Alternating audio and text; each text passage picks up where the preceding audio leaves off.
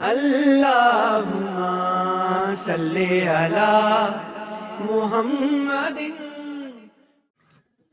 اللہم انی اسألک علما نافعا وعملا متقبلا ورزقا طیبا۔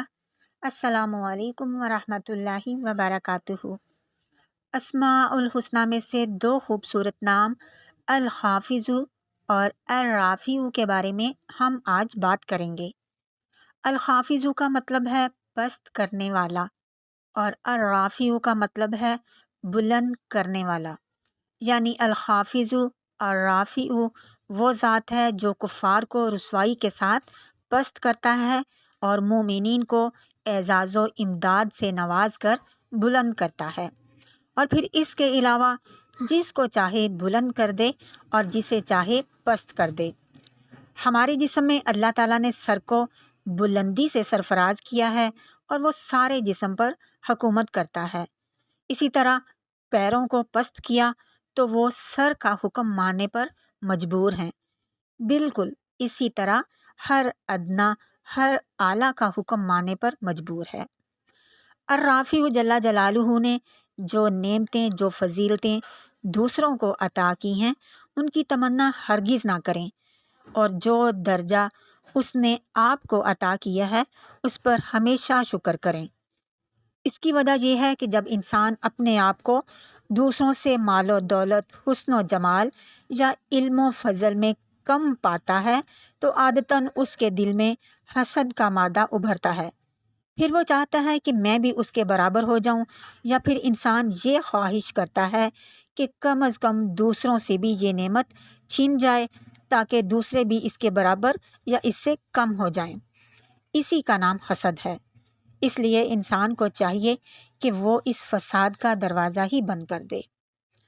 اللہ تعالیٰ نے جس کو خوبصورت پیدا کیا ہے تو وہ اس پہ شکر گزار ہو کہ اس کو ایک بہت بڑی نعمت ملی ہے، اور جو بدصورت ہے وہ غم نہ کرے اور سمجھے کہ میرے لیے اسی میں کوئی خیر ہے۔ اگر مجھے حسن و جمال ملتا تو شاید میں کسی فتنہ اور خرابی میں مبتلا ہو جاتا۔ ایک بات ہمیشہ یاد رکھیں کہ انسان کی پستی کا سبب اللہ تعالیٰ کی ناشکری ہے۔ اسی طرح ایک واقعہ ہے جو کہ حضرت عبداللہ بن عباس رضی اللہ تعالیٰ عنہ سے نقل ہے۔ بنی اسرائیل میں ایک عالم تھا جس کا نام بلعم تھا۔ یہ ملک شام میں بیت المقدس کے قریب کنعان کا رہنے والا تھا۔ اللہ تعالیٰ نے اس کو احکام علم کی نعمت عطا کی تھی، لیکن اس نے اس نعمت کی قدر نہ کی۔ فرعون کے غرق ہونے کے بعد اور فتح مصر کے بعد حضرت موسیٰ علیہ السلام اور بنی اسرائیل کو قوم جبارین سے جہاد کرنے کا حکم ملا۔ اس قوم نے دیکھا کہ موسیٰ علیہ السلام تمام بنی اسرائیل کا لشکر لے کر پہنچ گئے ہیں۔ اس سے پہلے ان کو فرعون کے غرق ہونے کا پتہ چل چکا تھا، اس لیے یہ قوم بہت زیادہ پریشان ہوئی اور سب کے سب جمع ہو کر اس عالم کے پاس پہنچ گئے اور کہنے لگے کہ موسیٰ سخت آدمی ہیں، ان کے ساتھ لشکر بھی بہت زیادہ ہے، وہ ہمیں ملک سے نکالنے کے لیے آئے ہیں، تو تم دعا کرو کہ اللہ تعالیٰ حضرت موسیٰ علیہ السلام کو ہمارے مقابلے میں پست کر دے۔ اس عالم کے پاس آنے کی وجہ یہ تھی کہ اس کو اسم اعظم معلوم تھا اور وہ اس کے ذریعے جو دعا کرتا تھا وہ قبول ہوتی تھی۔ اس نے کہا ٹھیک ہے، میں استخارہ کروں گا اور پھر بتاؤں گا۔ خواب میں اس عالم کو بتایا گیا کہ ایسا ہرگز نہ کرے۔ تب بلعم نے اپنی قوم کو بتایا کہ مجھے بد دعا کرنے سے منع کر دیا گیا ہے۔ اس کی قوم نے اس کو ایک بہت بڑا ہدیہ پیش کیا جو کہ در حقیقت رشوت تھی۔ اس ہدیے نے اس کے دل میں لالچ پیدا کر دیا اور اس نے یہ ہدیہ قبول کر لیا اور حضرت موسیٰ علیہ السلام کے خلاف بد دعا کرنی شروع کر دی۔ قدرت الہی کا عجیب کرشمہ ظاہر ہوا۔ جو الفاظ بد دعا وہ حضرت موسیٰ علیہ السلام کے لیے کہنا چاہ رہا تھا، وہ الفاظ بد دعا اس کی زبان سے اپنی قوم کے لیے ہی نکل گئے۔ وہ سب تو چلا اٹھے کہ تم تو ہمارے لیے بد دعا کر رہے ہو۔ تب اس عالم نے کہا کہ یہ میرے اختیار میں نہیں ہے، نتیجہ یہ ہوا کہ اس کی قوم پر تباہی نازل ہو گئی اور بلعم کو یہ سزا ملی کہ اس کی زبان اس کے سینے سے لٹک گئی۔ اب تو وہ بہت خوف زدہ ہوا اور اپنی قوم سے کہنے لگا کہ میری تو دنیا و آخرت تباہ ہو گئی ہے۔ اب دعا تو میری چلتی نہیں، لیکن میں تمہیں ایک چال بتاتا ہوں جس کے ذریعے تم موسیٰ پر غالب آ سکتے ہو، اور وہ یہ کہ تم لوگ اپنی خوبصورت لڑکیوں کو خوب بنا سنوار کر بنی اسرائیل کے لشکر میں بھیج دو، اور ان لڑکیوں کو تاکید کر دو کہ بنی اسرائیل کے لوگ ان کے ساتھ کچھ بھی کریں یہ ان کو منع نہ کریں۔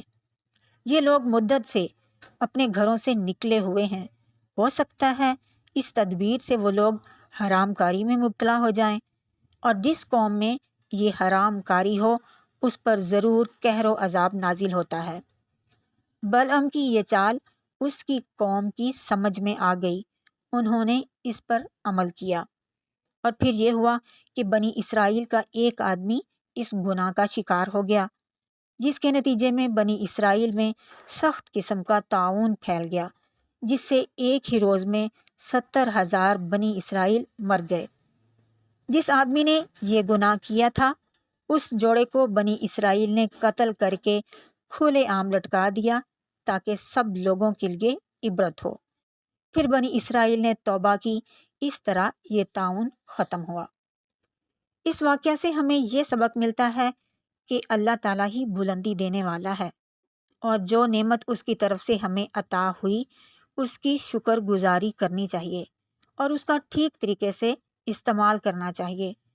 ہمیشہ اللہ تعالیٰ سے عافیت و حفاظت مانگتے رہا کریں، ڈرتے رہنا چاہیے کہ جو نعمت ہمیں ملی ہے کہیں وہ اللہ تعالیٰ ہم سے چھین ہی نہ لے۔ اسی لیے اگر آپ چاہتے ہیں کہ جو نعمت آپ کے پاس ہے وہ ہمیشہ آپ کے پاس رہے، کبھی ختم نہ ہو، تو اس کے لیے یہ دعا مانگا کریں: اللہم انی اعوذ بک من زوال نعمتک وتحول عافیتک وفجاءۃ نقمتک وجمیع سخطک۔ اے اللہ، میں تیری پناہ چاہتا ہوں تیری نعمت کے چھین جانے سے، اور تیری عافیت کے پھر جانے سے، اور تیرے ناگہانی عذاب سے، اور تیرے ہر طرح کے غصے سے۔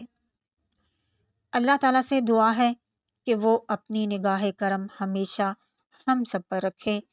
آمین یا رب العالمین۔ السلام علیکم ورحمۃ اللہ وبرکاتہ۔